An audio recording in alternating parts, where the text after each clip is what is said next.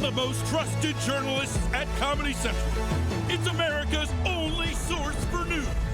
This is The Daily Show with your host, Jordan Klepper. Now, as we all know, the Super Bowl was on Sunday. The Kansas City Chiefs won. Taylor, there you are. 3 Kansas City Chiefs fans here. Taylor Swift somehow got box seats. Usher's abs were on the outside of his shirt for some reason. It was great. Then yesterday, they had a celebratory parade in Kansas City that tragically ended in gunfire. Now, there's still a lot we don't know about the situation. The good news is we do know one of the heroes that helped stop the shooting.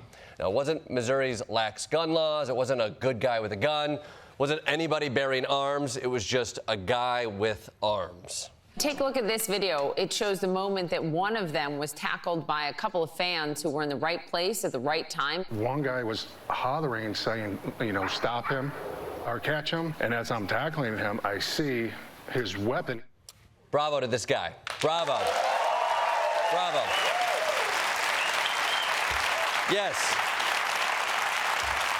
Frankly, not just for stopping the shooter, but for executing a flawless tackle in front of the Super Bowl champions. When Travis Kelce is right there, and you're like, watch this form. Look, maybe you think we don't need gun control. But don't pretend there's any level of security that will prevent something like this from happening. There were more than 800 police officers there, and all they could do was react after it happened. Let me put this in football terms. America needs a defensive strategy that will stop a guy from getting the ball in the first place. Not just hope someone tackles him before he gets to the end zone. That's not a winning strategy, unless you're playing the Jets. Also, we need to limit the size of the ball. That ball is a weapon of war. The founders didn't anticipate the ball would be this big. I'm in too deep with this metaphor. I hear it now. You get the idea. I'll tell you what's infuriating, though, is that we're not going to get to have an honest conversation about America's gun problem. Instead, we'll be having a conversation about America's parade problem. Should they have more security? Should they be smaller? Should they replace the confetti with Kevlar? Should the parade just be an email? It's not fun, but those are all the ideas we're allowed to have. Also, one thing I noticed about the media coverage around this is everyone saying today was supposed to be a celebration, or the day started out filled with joy. Shouldn't every day be able to end without a mass shooting? Is our bar really that low?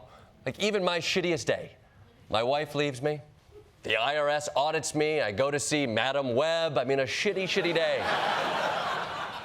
Even that day deserves to end without a shooting.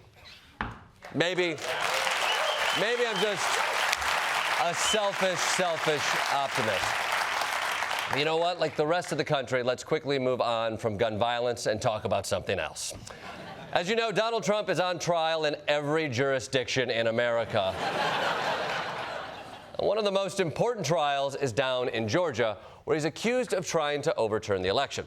And because this case is so important, it's crucial that the prosecution does everything above board and by the books, a.k.a. not this. After weeks of mounting questions, Fulton County District Attorney Fonnie Willis acknowledging a romantic relationship with a special prosecutor she hired to lead her case against Donald Trump. Trump and his 2 co-defendants claim Willis benefited from the money her office paid Wade, saying he had taken her on lavish vacations. DA Willis could be disqualified from the case. So could her whole office, potentially. This could really bring the investigation back to square one. Are you kidding me? Seriously? Trump might get off because these 2 were getting off. The case might be derailed because these 2 were getting railed. This is The Daily Show.